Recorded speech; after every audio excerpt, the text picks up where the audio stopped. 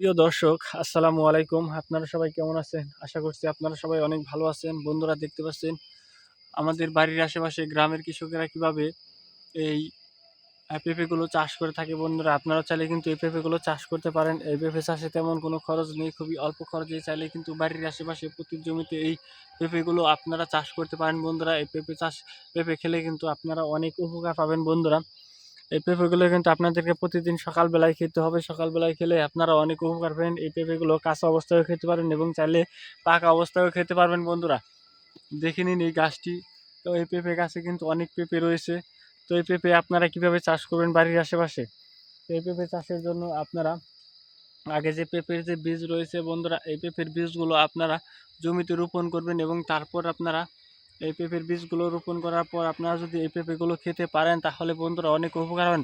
প্রথমে আপনারা এই যে পেঁপে গাছ যে দেখতে পাচ্ছেন, পেঁপে গাছের গোড়ায় আপনারা পেঁপের যে বীজগুলো রয়েছে সেই বীজগুলো আপনারা রোপণ করার পর দেখবেন যে 1 থেকে 2 মাসের মধ্যে আপনাদের পেঁপে গাছে এই পেঁপেগুলো হবে এবং সেই পেঁপেগুলো পাকার পর আপনারা নিজেরাও খেতে পারেন এবং চাইলে কিন্তু বাজারেও বিক্রি করতে পারেন। বন্ধুরা, যাদের পেটের গ্যাসের সমস্যা রয়েছে, হজমের সমস্যা রয়েছে, তারা এই পেঁপেগুলো যদি খেতে পারেন, কাঁচা পেঁপে, তাহলে আপনাদের এই সমস্যাগুলো সমাধান হয়ে যাবে। তো বন্ধুরা, যদি আমাদের এই ভিডিওটি ভালো লেগে থাকে তাহলে বন্ধুরা অবশ্যই আমাদের এই ভিডিওতে একটি লাইক করবেন এবং কমেন্টে আপনাদের মতামত জানাবেন। ধন্যবাদ আপনাদের সবাইকে। আসসালামু আলাইকুম বন্ধুরা।